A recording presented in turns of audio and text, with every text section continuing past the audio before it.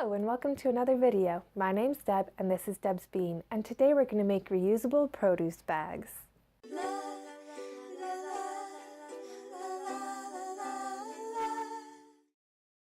I'm making every effort to lessen the waste that I put into the world.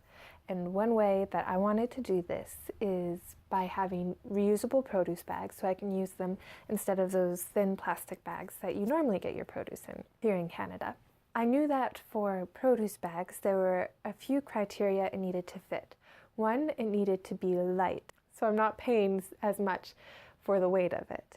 And two, it needed to be see-through so that the cashier wouldn't need to open the bag in order to see what's inside. So my clever idea was to use fashion scarves as the fabric. There was a sale at the thrift store by my house. Scarves were on for $1 each, which to me was a wonderful price. So I took on the project of making a set of reusable produce bags for my whole family. There's 6 of us. My best friend, my grandmother, and my boyfriend. So I had a big project ahead of me.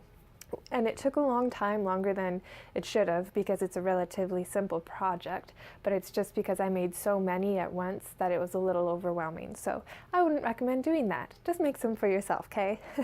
This is the little pouch that I made that it comes in, which is just easy to put into your purse or your bag. And then you just open it like this, and I have 3 reusable bags in here. And they just look like this. I got the ribbon from the thrift store as well. I bought a bag of ribbon for $5, and I used most of it for these because you use probably about a meter of ribbon per bag. I hope you enjoy this video of my reusable produce bag project. I used a circle scarf, but rectangle or square ones work too. First I cut down one side to make it a big rectangle. Then I laid it out with the short side facing me, and I cut it in half down the middle. Then I cut the strips into rectangles, approximately 10 by 14 inches. I serged around the edges of every rectangle individually. Then I lay one rectangle on top of another and clipped them together. Leaving an inch at the top unsewn, I sewed around 3 edges. I used many scarves in many different shapes and sizes and colors.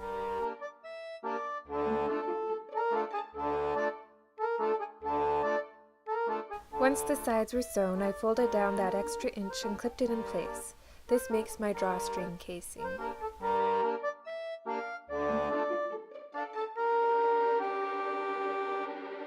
I cut ribbon so it would go all the way around the opening with about 6 inches extra. You will need 2 ribbons a bag.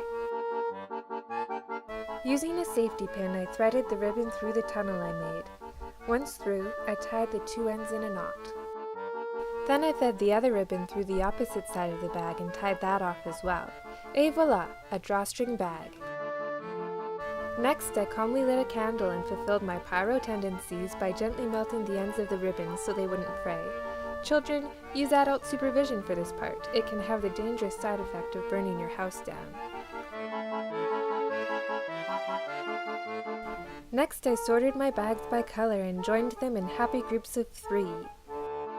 For the pouch, I cut out rectangles 12 inches by 5.5 inches wide.